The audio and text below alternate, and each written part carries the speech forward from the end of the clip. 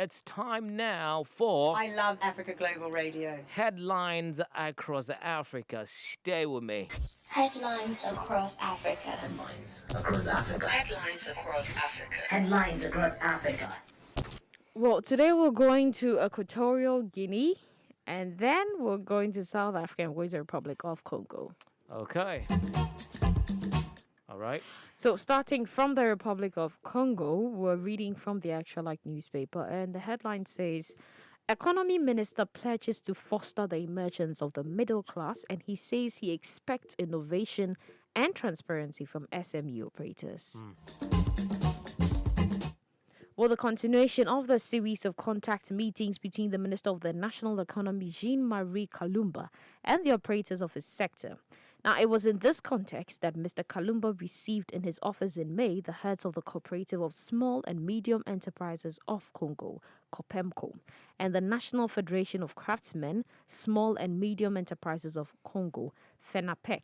From the outset, Jean-Marie Kalumba addressed in particular the issue of the exercise of small trade reserved exclusively for nationals in the DRC. The Ministry of the National Economy will make every effort to ensure the implementation of Decree number 011 of 37 of October 11, 2011, with precautionary measures from the exercise of small trade and retail trade, and Decree number 020 CABMIN ECOCOM 2012 of 18 September 2012, carrying out measures to implement the latter, guaranteeing that the exclusivity of small businesses only to nationals with a view to creating a middle class.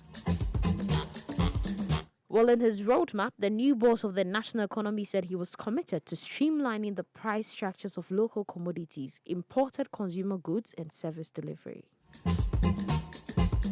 I think it's a good story coming from the Actual newspaper in Congo. I just hope the SMEs take advantage of it and make sure they actually benefit and also give something back out so that it's not like the government is losing or like they are just giving what they feel like.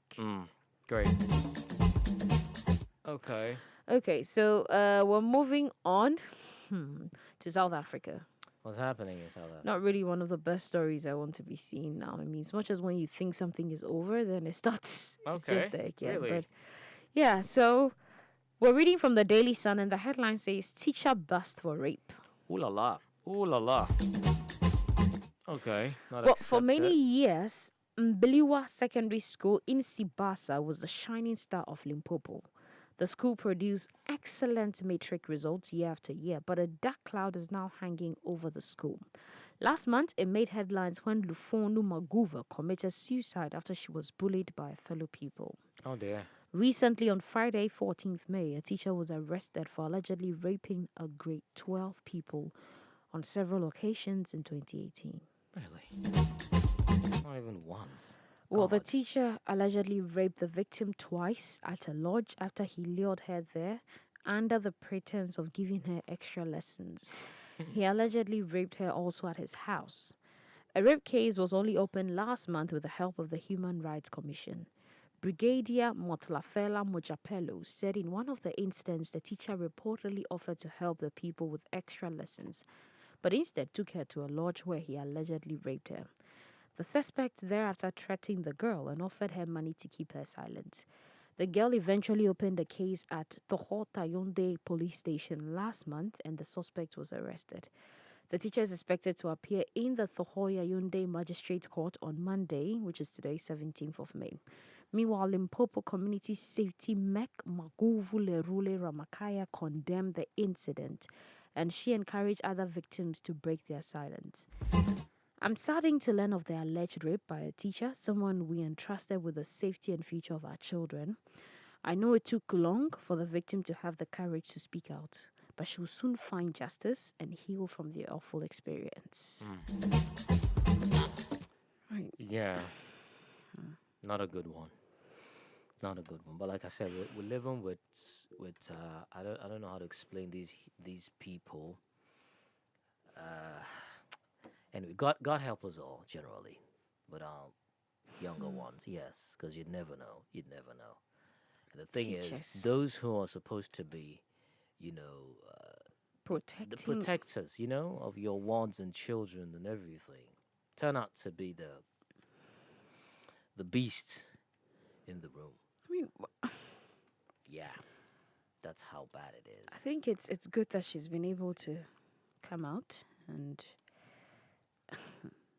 it's a different thing when it's a teacher. Start wondering if you still need to take your awards to school and entrust them in the hands of these. It's a different thing. But the good thing is not all of them are like that. But the thing is, these few bad nuts, actually, their act goes a long way to affect the other good ones because you wouldn't know who to trust right now. So yeah, so far as you're a teacher, that tag still hoovers around there. But anyway. Well, finally, we're moving to Equatorial Guinea. We're reading from the Guinea Info Market, and we have more than 250 entrepreneurs gather in Equatorial Guinea during CPLP Business Summit.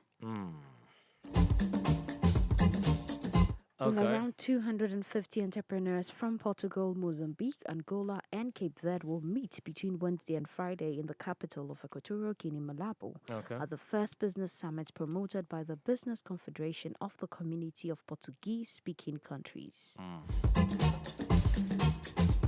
The vice Okay. president of the executive committee of the Portuguese-speaking countries said that the event will be attended by 250 entrepreneurs as well as several institutional representatives from Portuguese-speaking countries. Entrepreneurs from Portugal, Mozambique, Angola, and Cape Verde are here, he said, adding that the largest delegation is from Portugal, with around 70 companies. Angola will participate with 30 companies and Mozambique with more than 20. Cape Verde will be represented by a mission with 4 or 5 companies and the largest chamber of commerce in the country. The head of state of Cape Verde and acting president of the CPLP, Jog Carlos Fonseca, will speak online at the meeting, while the Minister of Industries, Trade and Energy, Alexandra Montero, will be in Malabo. Well, Guinea-Bissau President Umaru Sissoko Embalo is not expected to participate. Sao Tome and Principe will be represented at the highest levels by the President, Evaristo Cavallo, who together with the host, Teodora Obiang, will be the only heads of state to attend the summit. We should be seeing more of this. Yep. Well, that's all we have for headlines across Africa. Okay. The show is Africa Daily on Africa Global Radio.